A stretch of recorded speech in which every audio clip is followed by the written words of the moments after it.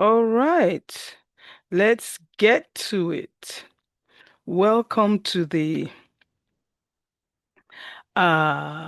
fourth in the series of As a Man Thinketh webinars. And today I'm going to be sharing my story in the process of talking about thinking and love. And a song that keeps coming to me is What's Love? What's love got to do with it? Got to do with it? Am I the wrong key? What's love got to do with it? Got to do with it? Oh, whatever. Don't let me mess it up. We're recording. So before we start, take a picture of this email address. It's my email address. I want to send you a gift, and I'll be telling you about the gift later. So, my marriage. Number one, I did not know how to love. Do you think you do? I had such a bad attitude. Honestly, my husband tried though. My ex-husband now, but my husband, hey, he tried. Because I was very emotional. Everything was all emotion for me. It was all about how I'm feeling, what he should do for me, what he did wrong. He shouldn't have done that, and all that nonsense. None of it, it had nothing to do with what I should do right. And then at other times, I remember, oh, I should behave like this. And then I'll go and say sorry for everything. Every time I had an apology after I'd messed up, and most times he won't say much or we'll argue and he'll go out and I'll get angry and he should stay home to fix it. There was one day he said to me, I just remembered now, he said, who wants to be at home with pain? Who wants to live with pain? He called me pain. That was a bit of a wake-up call. As much as it was hard to accept and it was painful, it was a wake-up call. So there is love in marriage, and we all love marriage and all that. But you can see what's happening today. They are married for 7 years, they divorce. Not separate, oh, they divorce. 10 years, they divorce. Really, I have a few friends who have been married for 29 years, 30 something years. My mates, my peer group. And I wish I was there, but I'm not. And so some people can pay, not that they don't have trouble, but they've made up their mind they're going to stay or they've worked through stuff. Whatever it is, your marriage can last as long as it's supposed to, till death do you part. That's how long it's supposed to last. As long as you love God's way. The emotions I had, God created emotions, but it was not for me to live by. My marriage was not to the foundation of my marriage, the kind of love my marriage was founded on is the way God created marriage has nothing to do with my emotions. Nothing. I let me repeat it. Nothing to do with my emotions because emotions are fickle. You have to work through all kinds of crazy things. You're feeling like that now, then you're feeling like the other. You don't have the time for that kind of thing. You need to base your love in marriage and your entire life in every kind of relationship, you need to base it on the God kind of love. The Bible says God is love. So not only do you need to base it on the God kind of love, you need to base it on God. It needs to be founded on God. Let me move on. My separation. I was a shadow of myself by the time I did this because I was constantly thinking about how my marriage should be nice and how it should be great. And so I called it. I said, Uncle, you've got to go, bro. We've got to fix this, but you've got to go first. You've got to leave. There are so many other things that happened, but I can't go into all that because we have very short time. I said, you have to go.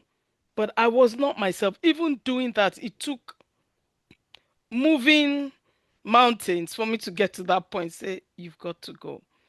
And I felt like I was in a haze after I said it to him. He said, okay. He was out of town on ministry and he said, okay. He came back 2 weeks later and left. Put his stuff in his car and left as much as he could take at the time and left. No wahala, no argument. Um, but I was not myself. Ah, I was a wreck. Let me move on. My divorce. So you can see if your marriage is not based on the right thing, on the right love, you will do the wrong thing. So it led from marriage to separation to divorce. Are you seeing? It led from marriage, they were going down divorce. I forgot to get a divorce and when I did, it was easy. I wanted no drama. I didn't want money. I didn't want him to do anything. Whatever he wants to do, he can do, but we are not. Because he said to me, I'm not coming back to you. My plan was not to divorce him, but he said, I'm not coming back to you. So that was easy. It took me 6 years after our separation for me to recall that I wasn't married because I'd moved on, as in moved on with my life, not with somebody. It was easy, it was not messy. My life after divorce. That was messy. I was in a shambles. I was in shambles for years. We had two children, a girl first and a boy next. And for the life of me, I kept looking around like, how am I supposed to bring these two up myself? I'd always had the support of my husband, but now myself, what do I know? And one was in her second teen year. She was 14. She had just turned 14, and our son was going to turn 13 about 4 months later after he left. I said, hey, what am I to do? Now I'm a complete romantic, as in complete.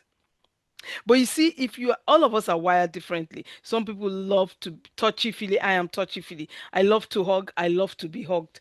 I love to be touched, like hello, mom, or other sort of thing. I love to show love to others. I love to give and make you smile and all that good stuff. Have a conversation. If I see you are sad, I want to have a conversation with you to get you out of it, tell you stuff. But at the same time, I have my tough interior and exterior, and I use them both. There's a time for everything. I use them both. But when I was married and when after my divorce and life after divorce, oh, I was full of look at my life. My life has ended. And I tell you, I looked for help. I went to look for help and I became a coach in the process. That's how I went into certification to become a coach. I didn't know what I was doing at the time, but that's what I did. So we need to do an activity. So I've given you the most condensed story. So I would love questions. If you are not in the webinar and you have questions after this and you watch it online, just put it in the comments and I'll come back to answer. So let's practice. What I'd like you to do is, if you are married, or if you're in any kind of relationship, it doesn't have to be a romantic one. It doesn't have to be your fiance, boyfriend. It could be your family member, child, or uncle, whosoever it is, a parent. I want you to think of something that annoys you, irritates you about that person. Is the way you think about love the way we think about love that gets us into trouble, as in major trouble. So I want you to take time, close your eyes. I'm going to put 2 minutes on the clock. I want you to take time, close your eyes, and think about how you can circumnavigate this thing that irritates you. Only 2 minutes. I want you to think about how you are going to love this person in spite of, how you are not going to react to this person, how you are not going to mess your life up, and whatever it takes. Normally you get irritated, you walk away, no, there are other ways. Think about it. God is love. He is good. So how is he constantly good? Because he is love and he loves us. Love is patient, love is kind. Think about those things. Are you going to be patient? Are you going to be kind? And by the way, patience does not have an end time or date. It doesn't. Because some people say, I've been patient for 10 years. Keep being patient. That's love. And you will find that if you practice this, you will be more at rest. I promise you. So let's meditate on how we are going to relate to this person in spite of whatever it is that irritates us. It's a decision, it's the way you think. Let's go. 2 minutes.